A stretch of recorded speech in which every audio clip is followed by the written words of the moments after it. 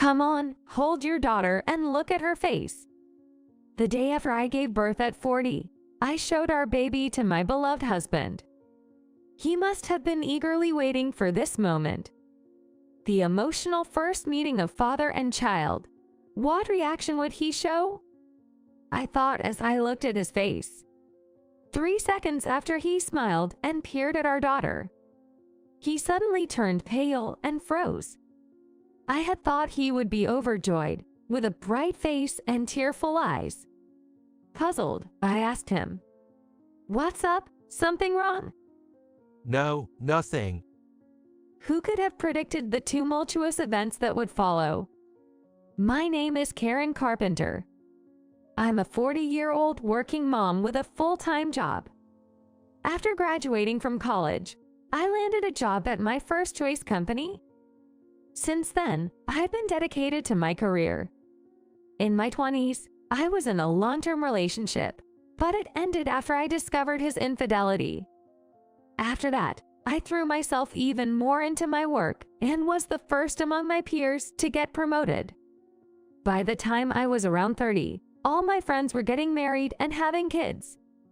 I felt like an outsider, congratulating them somewhat distantly. Since then, I've resigned myself to the idea that marriage and children were not in the cards for me. I've been single ever since.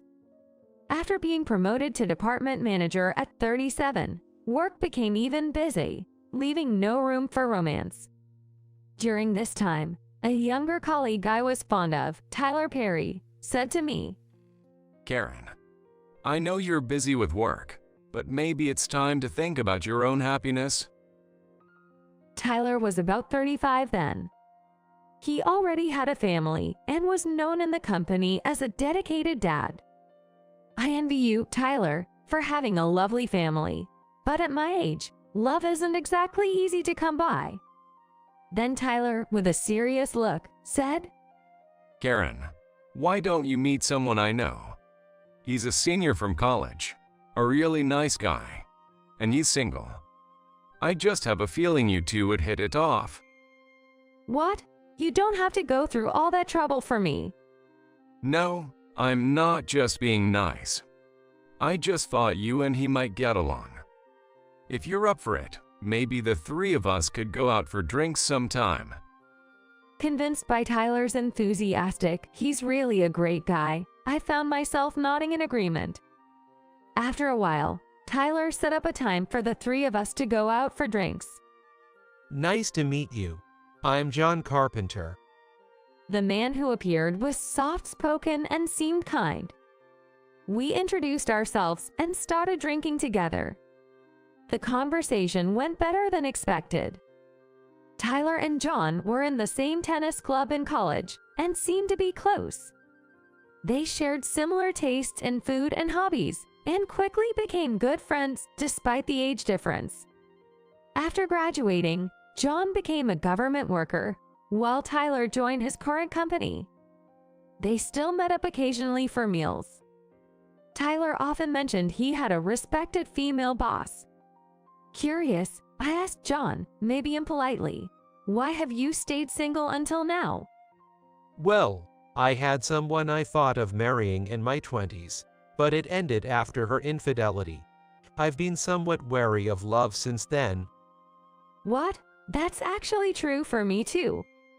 I never expected we'd have this in common. We looked at each other and shared a wry smile. Later, John and I exchanged contact information. After meeting a few times, we started dating. Tyler was thrilled to hear about it. Always kind and sincere, my relationship with John was going well. But as we continued dating, I started to wonder about something odd. After a while, when we were driving together, John suddenly said, "Let's avoid this road," and turned back. Or at a hotel on a trip, he'd say, "We can't stay in this room." Such incidents kept happening, and finally, I asked John the reason. He hesitantly replied, Actually, I have what you might call a sixth sense. I was speechless.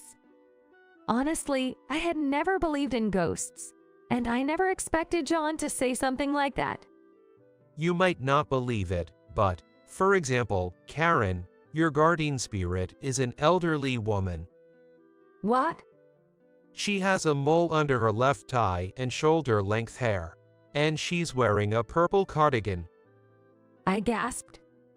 That was exactly how my maternal grandmother, who passed away when I was in high school, looked. She often wore a purple cardigan I had given her. Since then, I believed what John said. There were times when he would touch my shoulder, whisper something, and suddenly my shoulder would feel lighter, a mysterious experience. It seemed true that he had a sixth sense. His psychic ability didn't change how I felt about him. Our relationship smoothly continued, and after a year and a half, he proposed. I happily accepted, and we got married. We didn't have a wedding, but we threw a small party with friends. Tyler, who attended, cried with joy for our marriage, filling us with happiness. I can't thank Tyler enough for introducing me to John. A peaceful life with John began, but 6 months later, something unexpected happened. I found out I was pregnant. At 39, I never thought natural pregnancy was possible, and it was a complete shock. When I told John, he too was surprised but genuinely delighted. I never imagined I'd become a father. This is the happiest thing ever.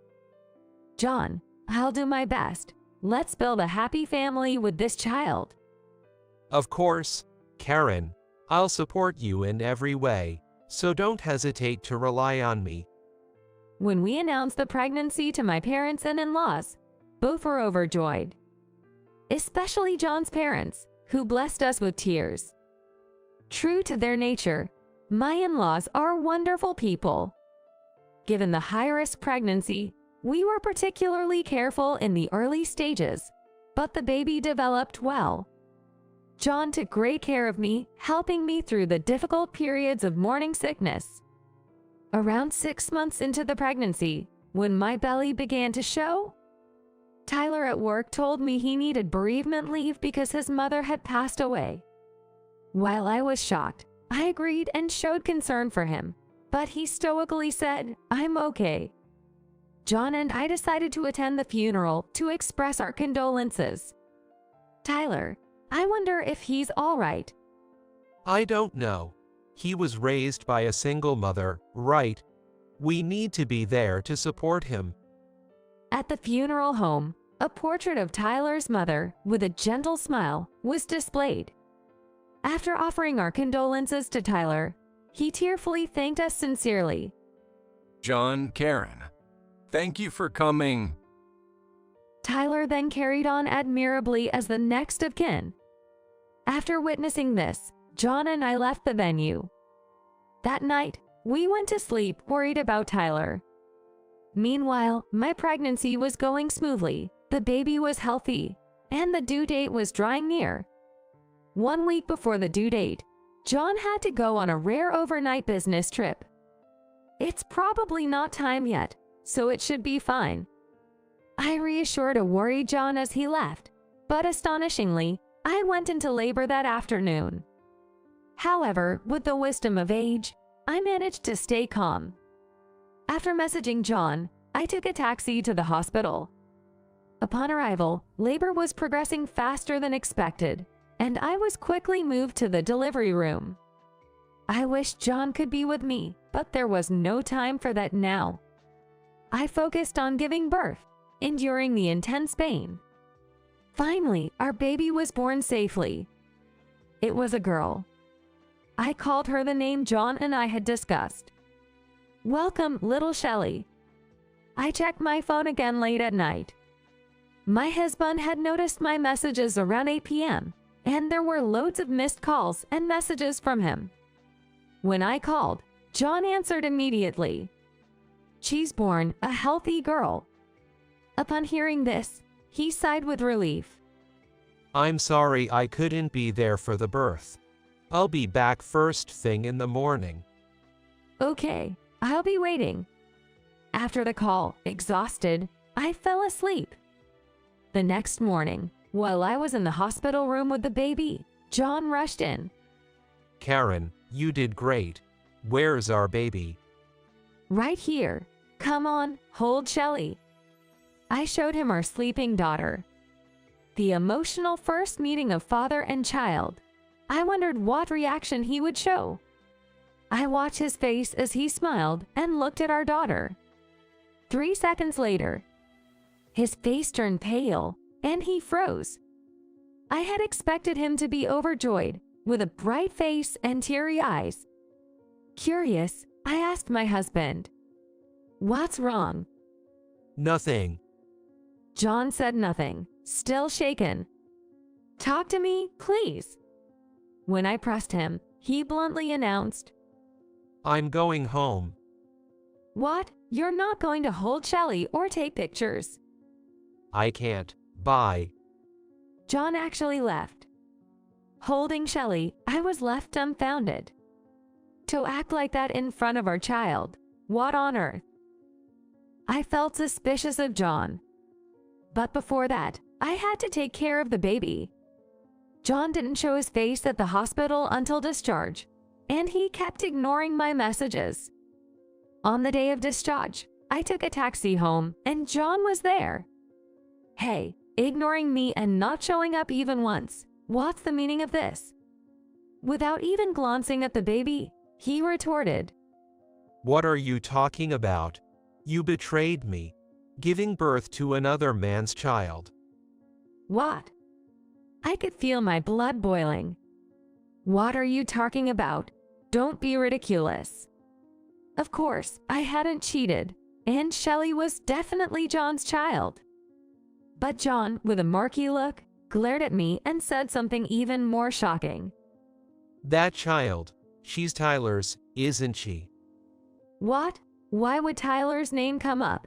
He's married and just a colleague at work. Then why is Tyler's mother the guardian spirit of this child? What? According to John, Shelly has had a guardian spirit watching over her since birth, who looks just like the portrait of Tyler's mother we saw at the funeral. John was serious. He didn't seem to be lying. Why would Tyler's mom be the guardian spirit of Shelly, who's unrelated? So, the only explanation is that you cheated and Shelly is Tyler's child, right? Wait a minute. This doesn't make sense. I'm going to call Tyler here right now. I'll make him confess. John started calling with a furious tone. Eventually, Tyler arrived at our house. I explained the situation to him, but even he, aware of John's psychic abilities, was baffled. No matter how much he was pressed, there was nothing between Tyler and me. There was no affair to confess to. Then John, frustrated, said, We're getting nowhere. The only option is to do a DNA test. If that's what it takes for you to be convinced, John, I'll cooperate. Thus, Tyler provided a sample, and a paternity test with Shelly was arranged. With scientific proof from the DNA test, I thought he would be convinced. So I agreed to it. However, I requested not only a paternity test between Tyler and Shelly, but also between John and Shelly. For the 3 weeks until the results came, John barely spoke to me and didn't try to touch Shelly. It was heartbreaking, but I endured, thinking it was just until the DNA results clarified everything. After 3 weeks, the results finally arrived. John, Tyler, and I checked them together. While John opened the envelope, all I hoped for was that he would see the results and feel reassured. But as John pulled out a sheet of paper, he turned red with anger and started yelling. See, our results show a biological relation between the baby and Tyler. What? Tyler and I exclaimed in unison and looked at the report. Indeed, it stated there was a biological relation between Tyler and Shelly. What does this mean? Shelly is supposed to be John's child. I was completely confused. It was no wonder I was perceived as a traitor. John, yelling at Tyler, was about to get violent. It was a total chaos. Then it hit me, and I pulled out another sheet of paper from the envelope. John, look at this. It was the DNA report between my husband and Shelley. The result was... What's this? Probability of parentage, 99.999%. John murmured softly. I said tearfully, yes, look closely. Tyler's result shows a biological relationship, but the matching rate is low. John, it's clearly proven here that you are Shelley's parent. What? The three of us compared the two reports. Clearly, Shelley was John's child. Yet, there was also a biological relationship with Tyler. What does this mean? Could it be that John and I are related? Tyler muttered, pale-faced. That made sense when you thought about it. John had his biological parents. Meanwhile, Tyler's only mother had just passed away. To unravel this mystery, we had no choice but to ask John's parents. We immediately went to my in-laws' house with Shelley. The sudden visit surprised my in-laws. When we explained everything, they welcomed us with serious faces. Dad, Mom, what on earth is going on here? If you know something, please tell us. At my husband's plea, my father-in-law answered, John, you saw the family certificate when we got married, right?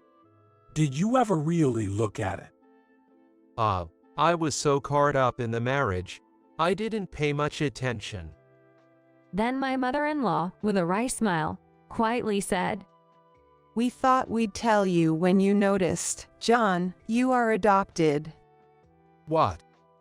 Eventually, my in-laws began to explain. There was no doubt that John and Tyler were brothers. John's biological parents had divorced while pregnant with their second child, Tyler, when John was 2 years old. The details of the divorce and its reasons were unclear, but it seemed the biological father took John, while the biological mother took Tyler.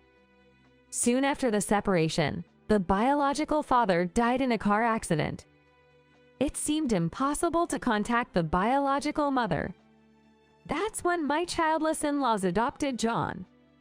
They raised him as their own ever since. Can it be?